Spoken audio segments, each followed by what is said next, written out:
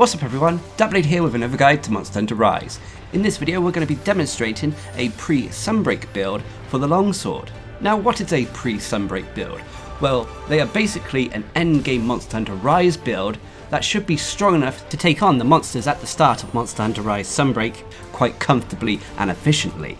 And whilst yes, they will be replaced quite easily with Master Rank gear, these builds should give us a head start when you first go into Monster Hunter Rise Sunbreak. Now when it comes to the longsword, it's undoubtedly one of the most powerful weapons in Monster Hunter Rise, and it's going to be even stronger in Monster Hunter Rise Sunbreak. This is because it's not really a dual and skill heavy weapon. It can deal decent damage, and thanks to its counter attack mechanics, you don't have to invest heavily in defensive skills whatsoever. And this is going to be reflected in the build I use, as it's a pure DPS build, allowing us to deal maximum damage as we can rely on our counter attacks for our defense. I'm also going to be using an elemental weapon for this build, which I don't normally do for these pre-Sunbreak builds, as these are supposed to be universal builds, but with the sheer amount of offensive skills this build has, we should be able to use this build, even though it's elemental, against any monster in Monster Hunter Rise Sunbreak. So for this build you'll need the Kaiser Crown, the Eluacanth Thorax S, which if you didn't know is a male only chest piece that you get through the Argosy and get in your palicos to farm a rare bug known as butterfly beetles. The female version of this armor set, which has exactly the same armor skills, it just looks different, is known as the Rofessa Thorax S. You'll then have the Valstrax Braces, Anjanath Coil S and Ingot Greaves S. As for your Petalace, this is down to personal preference. You'll notice that most of the time in these videos I'm using the Absolute Petalace, as it's an all-round Petalace that increases our health, and I feel we're going to need that health more than DPS when it comes to the start of Monster Hunter Rise Sunbreak. And then when it comes to your Talisman, of course everyone is going to have different talismans, so this may differ, but I'm using a talisman that has a level 2 quick sheave, level 2 speed sharpening, and then 1 tier 3 decoration slot, and then 1 tier 2 decoration slot. So it is quite a good talisman, especially for the longsword, but obviously use what you have available to you, because you can compare this to the decoration section, as you may have a talisman that eliminates the need for certain decorations, in which case you can replace those said decorations with ones that you miss on this talisman, if you get me.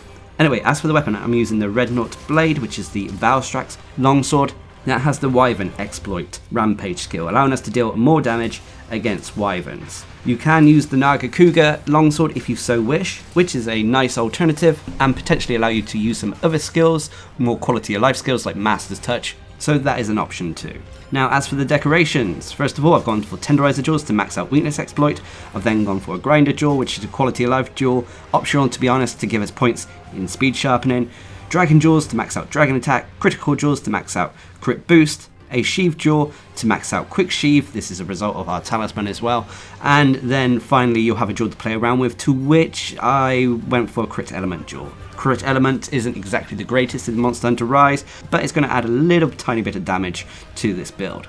So if you've done what I've done here, you have a raw attack of 226 with a dragon element of 50, you'll have a ton of white sharpness to the point where we don't really have to worry about sharpness. Most of the time the monster will probably move location before we hit that red sharpness, and on top of that we also have speed sharpening to quickly buff up the white sharpness should it get too low. You'll then have a base affinity of 40%, which can easily be 90 when you take into account weakness exploit. If you were using the Nagakuga longsword here instead of the Valstrax longsword, you would have a much higher affinity rating, but you wouldn't have that dragon attack, and only a tiny portion of white sharpness. Anyway, you'll then have a strong defense of 507, that is strong against fire, thunder and dragon, but unfortunately weak to ice and especially water.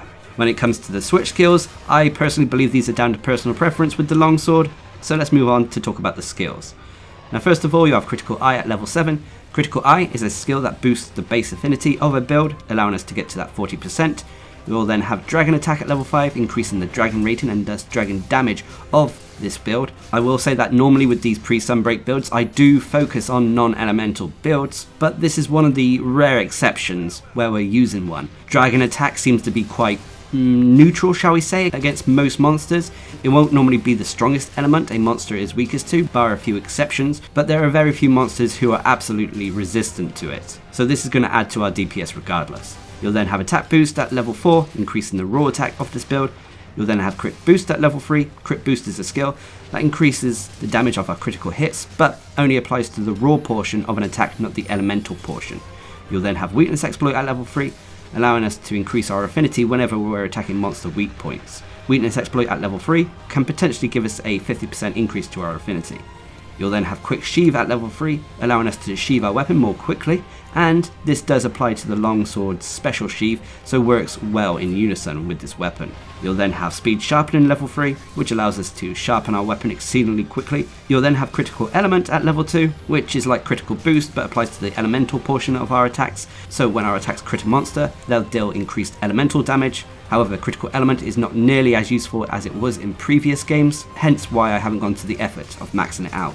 And then finally you'll have Dragon Heart at level 1, a byproduct of the armor we're wearing. Dragon Heart is a skill that kicks in whenever our health is at 50% or lower, to which we'll contract Dragon Blight, but in doing so it will increase all our elemental resistances. So there we have it, that is the pre-Sunbreak build I'd recommend for the longsword. As I mentioned at the start of this video, it is a pure DPS build, focusing on offensive skills more than anything else. Yes, there are 1 or 2 quality of life skills in this build, but they also enhance the longsword's damage capabilities. As a result, this means that you have to be on point with your counter attacks, your foresight slash, EI spirit slash, in order to keep yourself alive. But every build out there comes with various pros and cons. No build is absolutely perfect. When it comes to this build, its biggest pro is its damage output. Thanks to Dragon Attack, Attack Boost, White Sharpness, it means we're able to take on monsters quite quickly with this build. This coupled with the next pro, which is its incredibly high affinity rating, which gives us a maxed out critical eye, crit boost, weakness exploit and critical element, also adds to this build's capability of dealing damage. And then finally for the pros is that rarely do you have to worry about sharpness with this build. This is thanks to the weapon we're using. The Valstrax weaponry has a huge chunk of white sharpness, and rarely will you have to stop in the middle of combat to sharpen it. But of course there are cons. The biggest con for this build is there are no defensive skills on this build whatsoever. I'm not even using my personal favourite, stun resistance. So should you mess up your counter attacks or get hit, you're going to feel it with this build.